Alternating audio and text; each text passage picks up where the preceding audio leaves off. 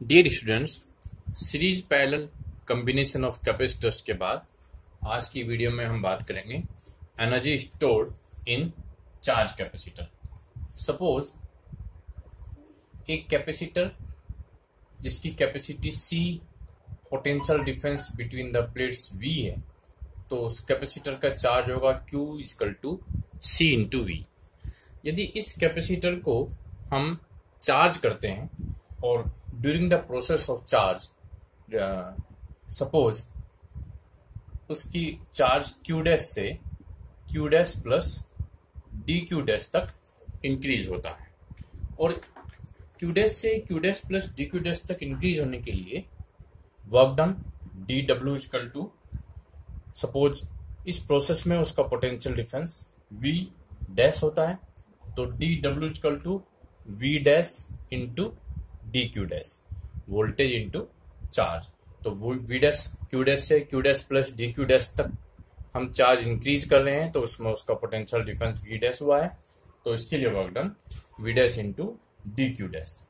या हम कह सकते हैं V is equal to Q upon C होता है, तो V dash is equal to Q dash upon C।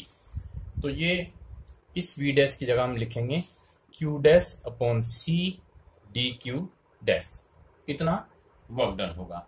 यदि हम टोटल वर्क डन कैलकुलेट करना चाहते हैं तो it should B integration of D W integration Q dash upon C D Q dash.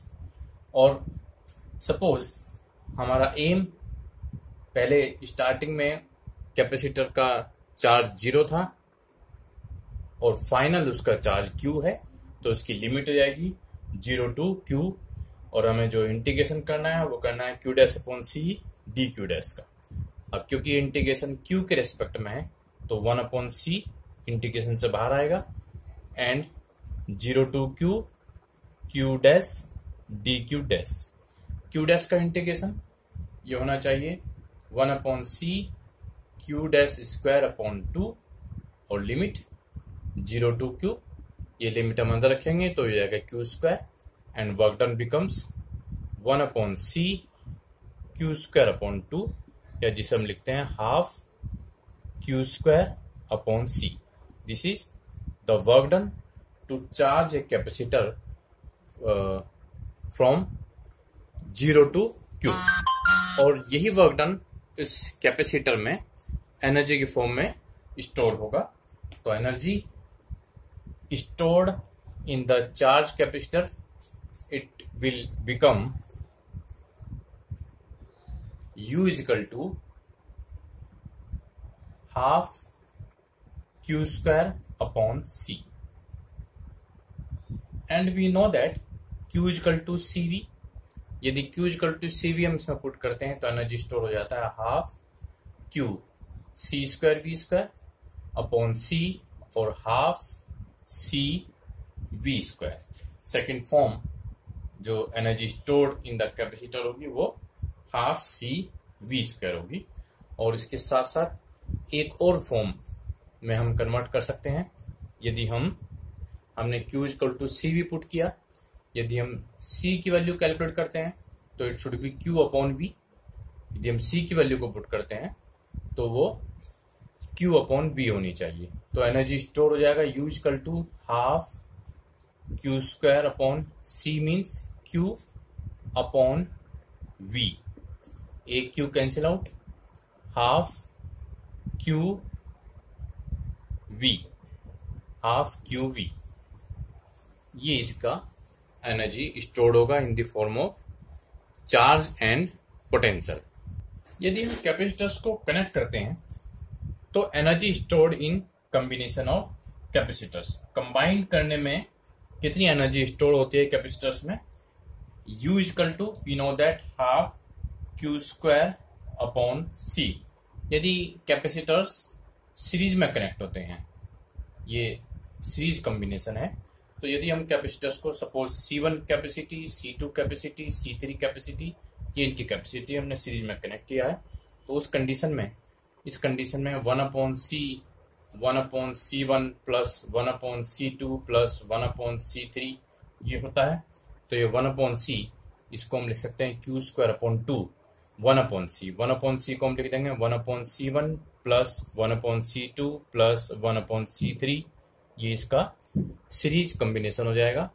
और या हम इसको लिख सकते हैं Q square upon 2C1 plus Q square upon 2C2 plus Q square upon 2C3। ये इसका सीरीज कॉम्बिनेशन है। और यदि हम पैरेलल कॉम्बिनेशन करते हैं, यदि कैपेसिटर्स को सीरीज में कंबाइन करने के बजाय पैरेलल में कंबाइन करते हैं, ये एक कैपेसिटर है, ये दूसरा कैपेसिटर है। अगर हम C1, C2, C3 कैपेसिटी के कैपेसिटर्स को पैरेलल में कनेक्ट करते हैं, ये हमने इनको पैरेलल में कनेक्ट कर दिया, तो उस कंडीशन में C1 plus C2 plus C3 ये इसका कंबाइंड कैपेसिटेंस होगा। और इस केस में energy stored half CV square, C को हम लिख सकते हैं C1 plus C2 plus up to and into V square upon 2, या ये हमारे पास आ सकता है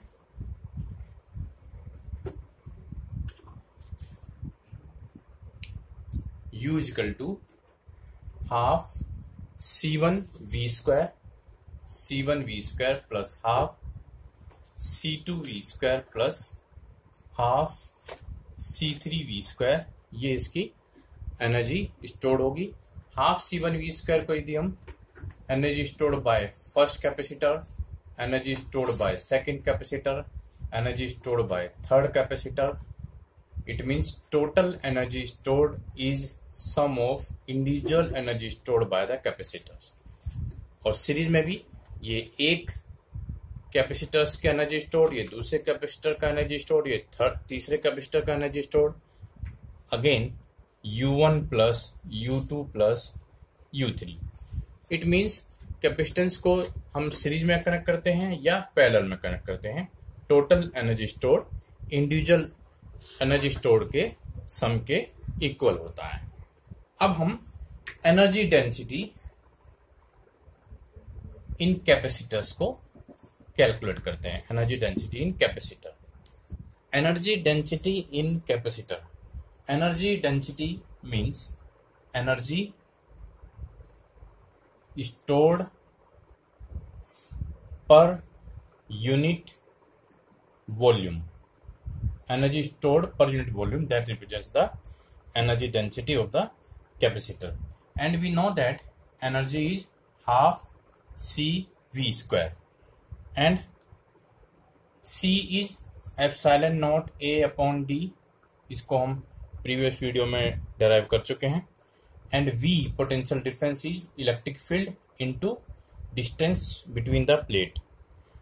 U becomes half C को इससे रिप्लेस कीजिए, epsilon naught A upon D, और V को इससे रिप्लेस कीजिए E into D whole square. It becomes epsilon naught A E square D square upon 2D।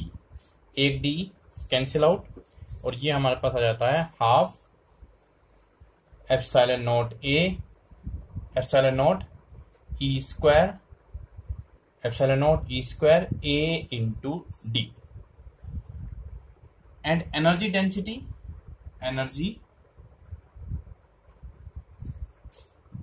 Density, it should be equal to energy half epsilon naught E square A into D upon volume. Volume means area into distance between the plates. AD cancel out, half epsilon naught E square. Half epsilon naught E square represents the energy density in a capacitor. Now we determine the force between the plates of a charge parallel plate capacitor. Suppose this is a capacitor. यदि इस plate के ऊपर charge plus Q है तो इस plate के ऊपर charge minus Q होता है, तो इसमें इन दोनों प्लेट्स में एक अट्रैक्टिव फोर्स अप्लाई होगा। वो फोर्स हम कैलकुलेट करना चाहते हैं। यदि इनका सेपरेशन D है और जो अट्रैक्टिव फोर्स इन दोनों प्लेट्स में वर्क कर रहा है वो F है, तो work done between these two plates that should be F into D, force into distance between the plates. जो वर्क डन है वो वर्क डन एनर्जी के फॉर्म में स्टोर होता है, और work done which is stored in the capacitor due to the electrostatic potential energy that is half Q into V, ये हम पहले कैलकुलेट कर चुके हैं। And we know that V is equal to electric field into distance between the plates. तो हम इसको लिख सकते हैं half Q, V becomes E into D, half Q E D। और ये वर्क डन एनर्जी स्टोर्ड की फॉर्म में, एनर्जी की फॉर्म में स्टोर हुआ है, तो F into D, this U is equal to half Q E into D। D cancel out and force becomes F is equal to half Q into E। This is the one form of force between these two plates, and we know that electric field between two charged particles, जिसको हम previous video में derive कर चुके हैं, that should be E is equal to sigma upon epsilon naught, and sigma is charge density, Q upon area of the plates, so it becomes F equal to half half Q E becomes sigma upon epsilon naught, and half Q upon 2, sigma is Q upon A epsilon naught, ये epsilon naught, तो this force becomes half Q square, Q into Q square upon epsilon naught A. This is force between the charge plates of a capacitor. Charge is induced on the surfaces of dielectric slab placed between the plates of parallel plate capacitor. Suppose this is a parallel plate capacitor. इसका charge, इस plate का charge plus Q और इसका minus Q है, और कोई dielectric यदि दोनों प्लेट में नहीं है, उस पोजीशन में इलेक्ट्रिक फील्ड इन दोनों प्लेट्स के बीच में, उसको हम E नॉट कंसिडर करते हैं। नाउ सपोज एक dielectric slab in between the plates हम इंट्रोड्यूस करते हैं, तो यदि इस प्लेट का चार्ज प्लस Q है, इसका चार्ज माइनस Q है, तो यहाँ पर चार्ज माइनस Q डैश इस स्लैब के इस टर्मिनल पर, और यहाँ पर प्लस Q डैश, ये इसका चार्ज हो जाएगा। और एयर में यानी फ्री स्पेस में इलेक्ट्रिक फील्ड E नॉट, और inside the slab electric field E होनी चाहिए।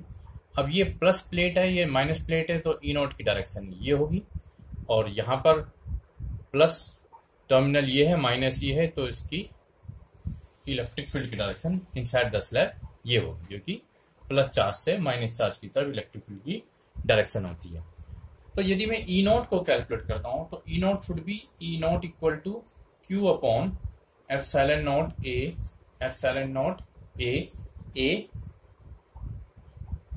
एरिया ऑफ प्लेट को रिप्रेजेंट करता है। और यदि यहां मैं इलेक्ट्रिक फील्ड को कैलकुलेट करता हूं, तो ये इलेक्ट्रिक फील्ड होनी चाहिए E इक्वल टू Q, और क्योंकि इसके इफेक्ट को ये कम कर रहा है, ये टर्मिनल के चार्ज कम कर रहा है, तो अब इफेक्टिव चार्ज होगा Q minus Q dash, Q minus Q dash, यहाँ पर भी Q minus Q dash, Q minus Q dash upon epsilon naught A। ये इलेक्ट्रिक फील्ड होगी जब हम स्लैब को इंट्रोड्यूस कर चुके हैं।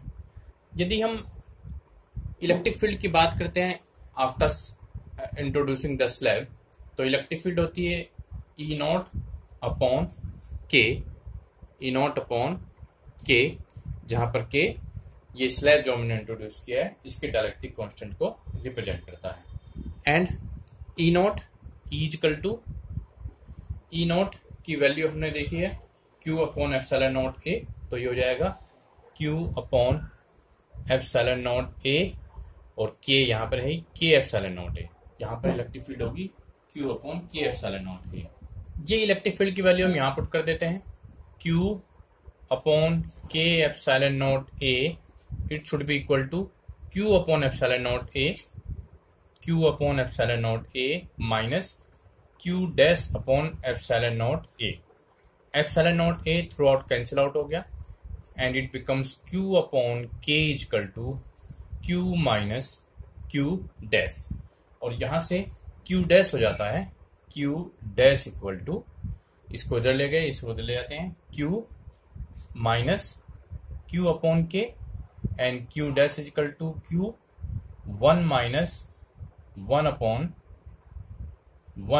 K। Q dash is equal to Q into 1 minus 1 upon K।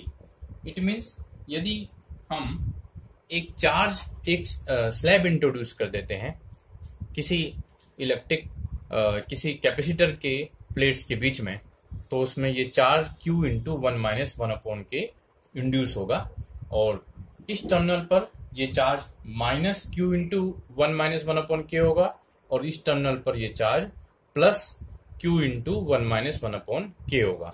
It means ये चार्ज कैपेसिटर की प्लेट की चार्ज के ऊपर भी डिपेंड करता है और उसके साथ साथ इस स्लैब के डाइलेक्ट्रिक कांस्टेंट के ऊपर भी डिपेंड करता है। Thank you.